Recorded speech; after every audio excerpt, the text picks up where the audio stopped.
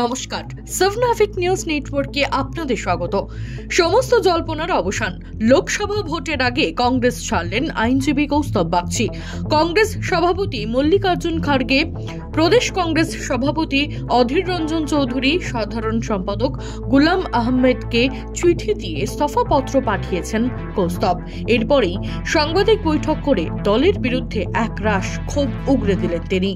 সকালবেলাতে দলের প্রাথমিক সদস্য পদ এবং পশ্চিমবঙ্গ প্রদেশ কংগ্রেসের সদস্য হিসাবে দলের কাছে পদত্যাগপত্র পাঠিয়েছি। আমি অনেকটা সময় সিদ্ধান্ত নেবে, দল ভাবনা চিন্তা করবে। যে বিষয়গুলো আমি দলের সামনে তুলে ধরেছিলাম, দল ছাড়ার অভিপ্রায় বা মানসিকতা কোনোটাই আমার ছিল না। যদি সেটা হতো দীর্ঘ সময় আগে, যখন আমাকে এআইসিসি তালিকা থেকে বাদ রাখা হয়েছিল, সেই সময় ছাড়তে পারতাম। মহাজাতি সদনে দলের অনুষ্ঠানে আমার সাথে দুর্ব্যবহার করা হয়, সেখানে ছাড়তে পারতাম। মুখপাত্র পদ থেকে সরিয়ে দেওয়া হয়, তখন দল ছাড়তে পারতাম। আমি সমস্ত কিছু করে অপেক্ষা করছিলাম যে দল কিছু একটা সিদ্ধান্ত নেবে, ভাবনা চিন্তা করবে। কিন্তু মুশকিল হচ্ছে, দল যেভাবে পরিচালনা হচ্ছে তাতে করে এটা মনে হচ্ছে যে পশ্চিমবঙ্গের ক্ষেত্রে দল এখানে তৃণমূল কংগ্রেসটাই কংগ্রেস হয়ে গেছে। অল ইন্ডিয়া কংগ্রেস কমিটির অ্যাকনলেজমেন্ট অনুযায়ী এখানে তৃণমূল কংগ্রেসটাই হচ্ছে গিয়ে পশ্চিমবঙ্গ প্রদেশ কংগ্রেস। আর পশ্চিমবঙ্গ প্রদেশ কংগ্রেস বলে আদতে কোনো বস্তু নেই। এখানে কংগ্রেস কর্মীদের লড়াই সংগ্রাম, মার খাওয়া, মিথ্যা কেসে জেলে যাওয়ার, এগুলোর কোনো দাম নেই। দিল্লি নেতৃত্ব এগুলো মানেও না। এগুলো মানে এই নিয়ে কোনো তাদের মাথা ব্যথাও নেই। কি হলো না হলো, তৃণমূলের যত রাজ্যের দুষ্কর্ম, চুরি জোচ্চুরি, এগুলোকে কংগ্রেস প্রোটেক্ট করছে, লিগালি প্রোটেক্ট করছে, পলিটিক্যালি প্রোটেক্ট করছে। তো এগুলো দীর্ঘদিন ধরে চলতে পারে না। কয়েকদিন পরে দেখবেন লোকসভা নির্বাচন আসছে, 1-1.5 মাসের মধ্যে। কংগ্রেসের নির্বাচন জেতার সে মানসিকতাটাই নেই। যাত্রাপালা চলছে এখন। এইসবগুলো করে তো আলটিমেটলি আমরা নির্বাচন জিততে পারবো না। যদি সেটা হতো, বিগত কয়েকটা রাজ্যের নির্বাচন হলো, সেখানে কংগ্রেস ধরাশায়ী হলো। তো এই মতো একটা অবস্থা, এবং যা পরিস্থিতি, তাতে করে কনজিকিউটিভলি 3 বার থার্ড টাইম কংগ্রেস অফিসিয়াল বিরোধী স্ট্যাটাসটা পাবে না। যা অবস্থা দলের এই মুহূর্তে, খুব দুর্ভাগ্যের বিষয় সেটা, যে একটা শতাব্দী প্রাচীন রাজনৈতিক দল বিরোধী স্ট্যাটাস কনজিকিউটিভলি 3 বার 15 বছর ধরে পাচ্ছে না। এবং যা পরিস্থিতি সেই দিকেই ইঙ্গিত করছে। যাই হোক, আমি বিষয়গুলো অনেক কিছু দলের কাছে সলিউশন, আমি কেন আজকে সারা ভারতবর্ষ জুড়ে কংগ্রেসের একটা বড় অংশের মানুষজন তারা দল ছাড়ছে কেন? দল সঠিক পথে নেই, দল সঠিকভাবে চলছে না। দল শুধুমাত্র একজনের ইমেজ ব্র্যান্ডিংয়ে ব্যস্ত। দল তো এইভাবে চলতে পারে না। আর পশ্চিমবঙ্গের ক্ষেত্রে যদি আপনারা বলেন, আমরা পশ্চিমবঙ্গে রাজনীতি করি দীর্ঘদিন ধরে, দেখুন এই সরকার আসার পর থেকে যত বড় বড় ঘটনা, আমি 2-3টে বলছি, বকটুই বলুন বা রিসেন্টলি সন্দেশখালি বলুন। বিজেপি কেন্দ্রে শাসক দল, তারা এখানে ফ্যাক্ট ফাইন্ডিং টিম থেকে শুরু করে তারা দলীয়ভাবে সরকারগতভাবে যা যা করার তারা করেছে। আমরা ভারতবর্ষের প্রধান বিরোধী দল হওয়া সত্ত্বেও সন্দেশখালিতে এত বড় একটা ঘটনা ঘটছে, এখানে কংগ্রেসের নেতৃত্বের কোনো ভ্রুক্ষেপ নেই। আশা তো দূরের কথা, একটা টু শব্দ পর্যন্ত কেউ বলেনি, বকটুয়ের ঘটনায় বলেনি। এগুলো আর যাই হোক না কেন, কংগ্রেস কর্মীদের মনোবল বাড়াতে পারেন। এগুলো অপমান। এই রাজ্যে 46 বছর ধরে কংগ্রেস ক্ষমতায় নেই, তা সত্ত্বেও লোকে দলটা করে ভালোবেসে।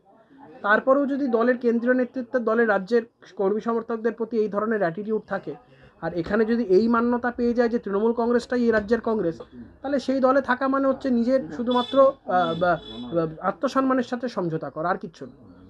আর দলে অনেক লোকজন আমাকে এখন বেঈমান, গদ্দার টদ্দার বলা শুরু করেছে। তো তাদের উদ্দেশ্যে বলছি, বেশি বললে টললে মুশকিল আছে। কারা কোথায় কার সাথে কি যোগাযোগ রাখে, কি করছে না করছে, এগুলো আমি সব জানি। আমাকে দয়া করে কম্পেল করবেন না বিষয়গুলো নিয়ে বলার জন্য। আমি বারংবার দলের স্বার্থে কথা বলেছি। আর যারা এখন এই সমস্ত বড় বড় ডায়লগ দিচ্ছেন, অধীরবাবুর প্রয়াত কন্যা সম্পর্কে মমতা বন্দ্যোপাধ্যায় যে কুরুচিকর মন্তব্য করেছিল, সেদিন যখন আমি প্রেস কনফারেন্সটা করেছিলাম সকালবেলা বিধানভবনে, কল লগ বার করলে দেখা যাবে, কলটা ফোনের রেকর্ড বার করলে দেখা যাবে, সব ফোন বন্ধ করে বসেছিল সেদিনকে। তখন তাবড় বিপ্লবীরা এমন আমাকে অনেক নেতৃত্ব ফোন করে বলেছিল, না এসব করার দরকার নেই। আমি বলেছিলাম ইটের জবাব পাটকেলে দিতে হয়, সেটা আমি খুব ভালো করে জানি এবং দেবো। আমি সেদিনকে প্রদেশ কংগ্রেসের বেশ কিছু নেতার বারণ সত্ত্বেও আমি সেদিনকে এটা করেছিলাম। আমার বলতে কোনো দ্বিধা নেই। আর তারা আজকে বড় বড় কথা বলবে, আমাকে গদ্দার বেঈমান বলবে, এগুলো আমাকে শুনতে হবে। যাই হোক, কোনো কিছু এসে যায় না। আর শেষ বিষয়, অনেকে বলছেন আমি নাকি দল ভাঙানোর চেষ্টা করছি বা অনেক ক্ষেত্রে এগুলো করছি। কোনো কিচ্ছু না। আমি একটা লোককেও আমার সাথে যাওয়ার জন্য বলছি না। একটা লোক দাঁড়িয়ে এসে বলুক যে কৌস্তবদা বলেছে আমাকে দল ছাড়তে, একটা লোক এসে বলুক, কাউকে বলি। যদি কেউ স্বেচ্ছায় মনে করে যে কংগ্রেস দলে থাকা যাবে না, তারা আসবে। যদি কেউ মনে হয় কংগ্রেস দল করবে, নিশ্চয়ই দল করবে। কারোর ব্যক্তিগত ব্যাপারে কেন হস্তক্ষেপ করবে? এরপরে কোন দলে দেখা যাবে কৌস্তব বাগচিকে? কোনো দলের সিদ্ধান্ত এই মুহূর্তে দেখতে পারবেন সিদ্ধান্ত 24 ঘন্টা থেকে 48 ঘন্টা অপেক্ষা করুন, সব সিদ্ধান্ত জানতে পারবেন। শুধুমাত্র দলে কাজ করতে পারছো না বা নেতৃত্বদের কোনো রকম সহযোগিতা পাচ্ছ না বলেই কি দল ছাড়া? আমি বললাম তো, এখানে তৃণমূল কংগ্রেসটাই রাজ্যের কংগ্রেস হয়ে গেছে। এখানে কি করে সম্মানের সাথে দল করব? এখানে তৃণমূল কংগ্রেসটা হচ্ছে আসল কংগ্রেস, মানে রাজ্যের according to all India Congress committee. All India Congress কমিটির অনুমোদিত যে কংগ্রেসটা রাজ্যে রাজ্যে থাকার কথা, এটা তৃণমূল কংগ্রেসকেই সেই মান্যতা তারা দিয়েছে। কারণ এখানে রাজ্যের নেতাদের গুরুত্ব নেই, রাজ্যের নেতাদের কথার গুরুত্ব নেই। কংগ্রেসে যারা নবাগত তারা তোমাকে দেখে দলটা করছিল, তাদের এই মুহূর্তে তোমার যে সিদ্ধান্ত তাদের উপর কিভাবে এফেক্ট ফেলবে? দেখুন, আমি সেটা বলতে পারবো না, তবে আত্মমর্যাদা সম্পন্ন কোনো মানুষের পক্ষেই দলটা করা সম্ভব না। যেভাবে কংগ্রেস নিজের আত্মসম্মান বিকিয়ে দিয়েছে, যেভাবে তৃণমূলের কাছে ভিক্ষার বাটি নিয়ে ঘুরে বেড়াচ্ছে জোট করার জন্য, কোনো আত্মসম্মান সম্পন্ন মানুষের পক্ষেই দলটা করা সম্ভব না।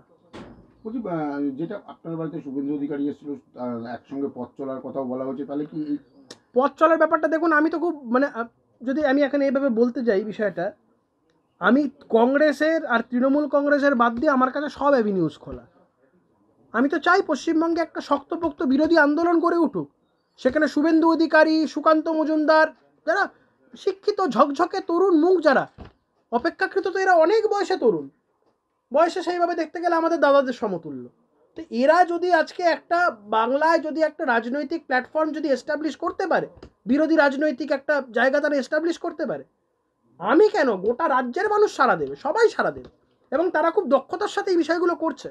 অনেকেই চেষ্টা করেছে যাতে না করি, আমি তাদেরকে বললাম যে এতদিন এই চিন্তাভাবনাগুলো কোথায় ছিল, এখন এই নাটকগুলো করার তো কোনো প্রয়োজন নেই। আমি আপনাদের মাধ্যমেও বলছি, আমার সাথে কেন্দ্রের নেতাদেরও কয়েকজনের কথা হয়েছে, এখানে তো কথা হয়েইছে, কিন্তু আমি বলেছি যে আমার যেটা সিদ্ধান্ত সেই জায়গা থেকে আমি অটল। মাথা কামিয়েছিলাম, প্রতিবাদ করেছি, সেই দিনকে মাথা কামিয়েছিলাম, প্রায় 1 বছর হতে চললে এখনও মাথা কামানো অবস্থাতেই আছে।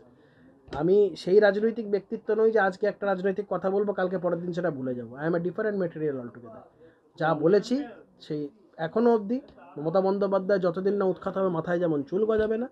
আর আমি কংগ্রেস ছেড়েছি, আর ফেরার কোনো জায়গা। কংগ্রেস ছাড়া অন্য দলের কেউ আপনার সঙ্গে যোগাযোগ করেছে?